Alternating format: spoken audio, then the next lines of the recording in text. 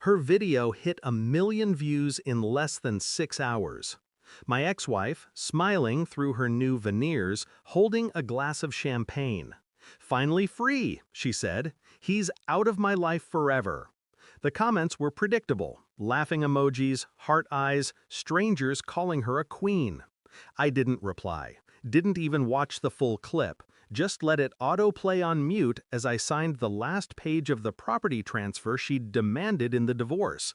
The same house she was filming that video in. The same one I had just, legally, removed from her name. I didn't do it out of anger. Anger is noisy, weak. Mine was quiet, precise. At 7:42 the next morning, her lawyer called.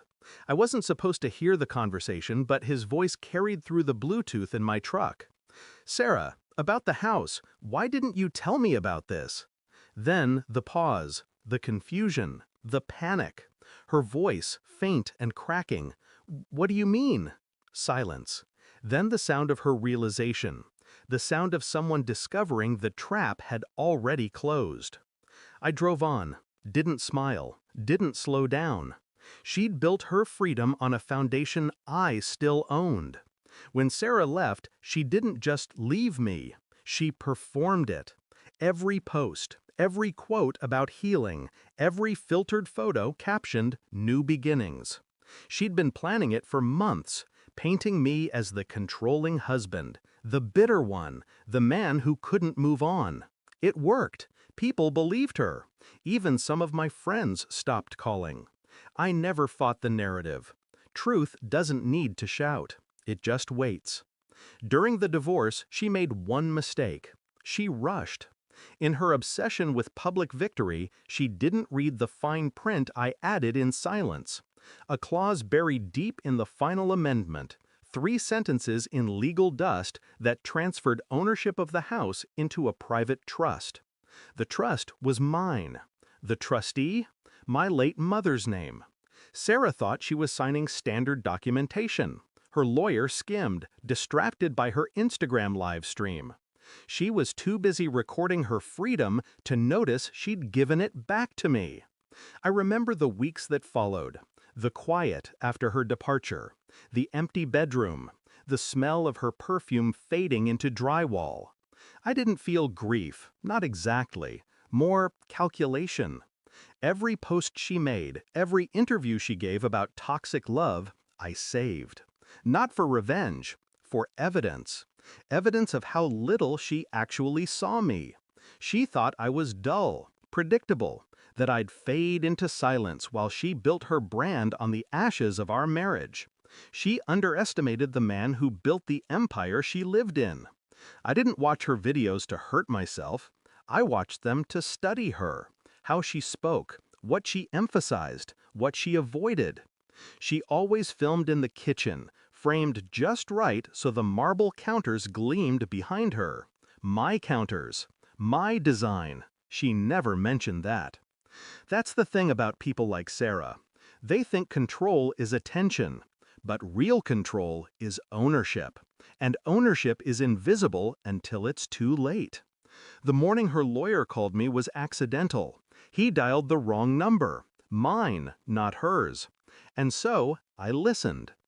"The title isn't in your name, Sarah. It's under an irrevocable trust. You signed this. You—" Her voice broke mid-sentence.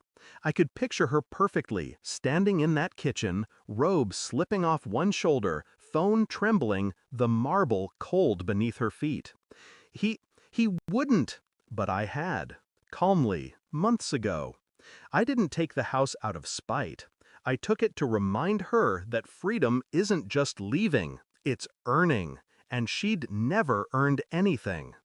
I hung up before they noticed, parked in front of the ocean, watched the waves roll in with the same rhythm I'd felt while drafting that clause.